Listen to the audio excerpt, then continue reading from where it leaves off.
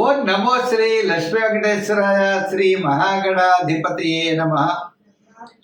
ఉగ్రం వీరం మహావిష్ణుం జ్వలంతం సర్వతోముఖం నృసింహం భీషణం భద్రం మృత్యుర్నమామ్యహం. ప్రేక్షకులకి నమస్కారాలు తెలియజేస్తూ మనం మే నెలలో మన యొక్క రాశుల వారికి ఎలా ఉంటుంది అనే విషయం తెలుసుకుంటూ మనం మే నెలలో గ్రహాల యొక్క పరిస్థితి కూడా మనం తెలుసుకుందాం. మే నెలలో వృషభ రాశిలో గురుడు యొక్క సంచారం, కర్కాటక రాశిలో కుజుడి యొక్క సంచారం, కన్యా రాశిలో కేతువు, మీన రాశిలో రాహు, శుక్రుడు, బుధుడు, మేషరాశిలో రవి, ఆయన 15వ తారీఖు తర్వాత మరి వృషభ రాశిలో రవి యొక్క సంచారం, గురుడు వృషభ రాశి నుండి మిథున రాశిలోకి మే 15 నుండి ఆయన సంచారం. ఈ విధమైనటువంటి మార్పుల్లో మే నెలలో మన రాశి వారికి ఎలా ఉన్నది అనే విషయాన్ని మనం తెలుసుకుందాం. దానికి సులభమైన పరిహారముల ద్వారా మనం ఆచరించినట్లయితే తప్పకుండా మంచి ఫలితాలు ఉంటాయి.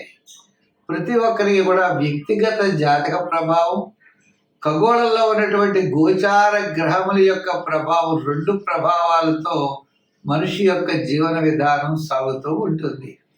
కాబట్టి మనం తప్పనిసరిగా ఈ గోచారము అంటే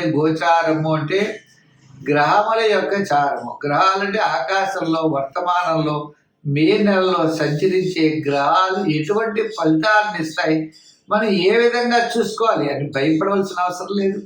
దానికి సులభమైన పరిహారాలు మనం ఆచరించి తద్వారా పాజిటివ్ వైబ్రేషన్స్ డెవలప్ చేసుకుంటూ మనం అనుకూలమైన ఫలితాలు పొందొచ్చు. ఇప్పుడు కూడా జ్యోతిషము అంటే బ్యాటరీ లైట్ల కాంతిని చూపిస్తుంది. కాబట్టి మనకి గ్రహానుకూలత ఉంటే సంతోషం, గ్రహాల యొక్క వ్యతిరేకత ఉన్నట్లయితే సత్ఫలితాలు పొందడం కోసం మనం సులభమైన పరిహారములు మనంతట మనం ఆచరించడం ద్వారా ఎక్కువ ఫలితం ఉంటుందని తెలియజేస్తూ మనం ముందుగా రాశుల గురించి ప్రారంభిద్దాం. మరి ఈ కన్యా రాశి వారికి మనం చూసినట్లయితే నవమ స్థానం నుండి దశమంలోకి గురుడి యొక్క సంచారం, అలాగే అష్టమంలో ఉన్న రవి సంచారం ఏమో నవమంలోకి, మిగిలిన గ్రహాల యొక్క సంచారం కూడా మిశ్రమైనటువంటి ఫలితాలు కనబడుతోంది. అంటే ఆర్థిక పరమైన సర్దుబాట్లు ఉండొచ్చు, కానీ కుటుంబ సమస్యలు, ప్రతి పని కూడా ఆలస్యం అవుతూ ఉండడం, పబ్లిక్ రిలేషన్స్ మెల్లిగా తగ్గుతూ ఉండడం, ఇటువంటి ఇబ్బందులన్నీ మే 15 తర్వాత ఉంటాయి తప్పనిసరిగా.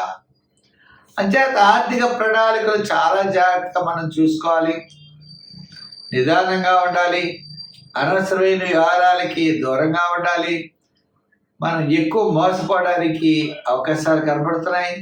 అటువంటి మోసాల నుండి మనం బయటపడాలంటే నిదానం అన్నది చాలా అవసరం.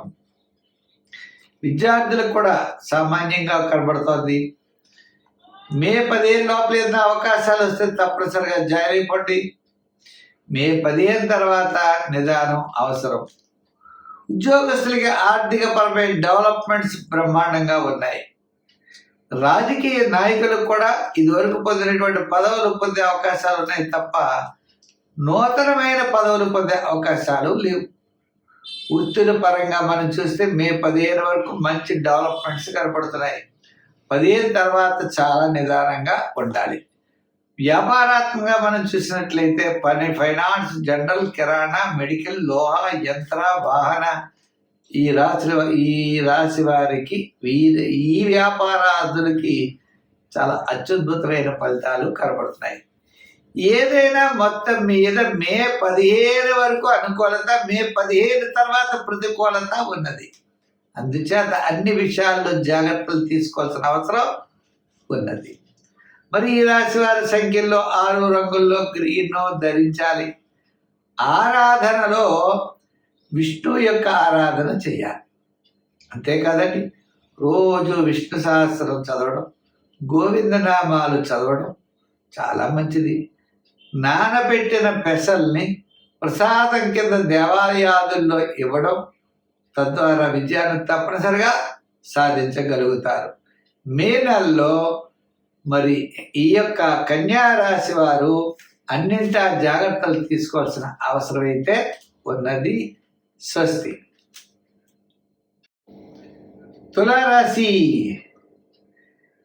ఈ తులారాశి వారికి షష్ఠ స్థానంలో శుక్రుడు, రాహు, శని చాలా యోగాన్ని ఇచ్చే గ్రహాలు. మే 15 తర్వాత అష్టమం నుండి భాగ్యస్థాన సంచారం గురుడు. అంటే గ్రహములన్నీ కూడా చాలా అనుకూలమైనటువంటి ఫలితాల్లో ఉన్నాయి. ఎక్స్ట్రాడినరీగా మే 15 తర్వాత మే నెలాఖరు లోపల చాలా ముఖ్యమైన వ్యవహారాలన్నీ యోగించే అవకాశాలు ఉన్నాయి. ఉద్యోగపరంగా అభివృద్ధి, నిరుద్యోగులకు అవకాశాలు, వృత్తులు చేసేవారికి కూడా వృత్తుల్లో డెవలప్మెంట్స్, విద్యార్థులకి మంచి అవకాశాలు, వ్యాపార పరంగా ఆర్థిక లావాదేవీల్లో అనుకూలత, కమిషన్ సంబంధించిన వ్యవహారాలు, లోహ సంబంధించిన వ్యాపారాదులు, టెక్నాలజీ, ఇండస్ట్రీస్, వ్యాపారపరమైనటువంటి డెవలప్మెంట్స్. అంటే మనం ఏదో వృత్తిలే కాదు, వ్యాపారంలో కూడా చిన్న చిన్న వ్యాపారాలు చేస్తారు. వాళ్ళందరికీ కూడా అత్యద్భుతమైనటువంటి యోగాలు కనపడుతున్నాయి. మహిళలకు, అదేవిధంగా బంధుమిత్రులకు, కుటుంబ ఆర్థిక సంతానపరమైన వ్యవహారాల్లో అనుకూలమైన డెవలప్మెంట్స్ ఉన్నాయి. క్రయ విక్రయాదులు బ్రహ్మాండంగా యోగిస్తాయి. రాబోయే కాలంలో వివాహాది ప్రయత్నాలు ఇప్పటి నుంచి మనం ప్రారంభిస్తాం. వివాహాది ప్రయత్నాల్లో అనుకూలత, విద్యార్థులకు విదేశీయాన ప్రయత్నాలు, మహిళలకు కూడా సంఘంలో గౌరవం పెరిగేటువంటి అవకాశాలు ఉన్నాయి. అందుచేత ఈ యొక్క తులారాశి వారికి ఈ ఏడాది, అంటే ఈ ఏడాదిలో మే నెలలో చాలా యోగంగా కనబడతారు. మొట్టమొదటి 15 రోజులు సామాన్యంగా ఉన్న తదుపరి విశేషమైనటువంటి ఫలితాలు అయితే తప్పనిసరిగా ఉన్నాయి. మరి సంఖ్యల్లో 6, రంగుల్లో తెలుపు, ఆరాధనలో ఎక్కువగా వినాయకుడిని పూజించడం మంచిది. వినాయకుడిని గరికగడ్డతో అది పూజించడం, బెల్లం ముక్క నైవేద్యం పెట్టడం చాలా మంచిది. వినాయక క్షేత్రాల్ని అయినవెళ్ళి ఇలా మీకు ఎక్కడైతే అనుకుంటారో వినాయక క్షేత్రాల్ని దర్శించడం చాలా మంచిది. రోజు వినాయక స్తోత్రం చదువుకుని మీ కార్యక్రమాలు కనుక మీరు నిర్వర్తించినట్లయితే సత్ఫలితాలని తప్పనిసరిగా పొందుతారు. అంతేకాదండి, మాసాంతంలో ఒక ముఖ్యమైన వ్యవహారంలో మీరు విజయం సాధించే అవకాశాలు ఉన్నాయి. స్వస్తి.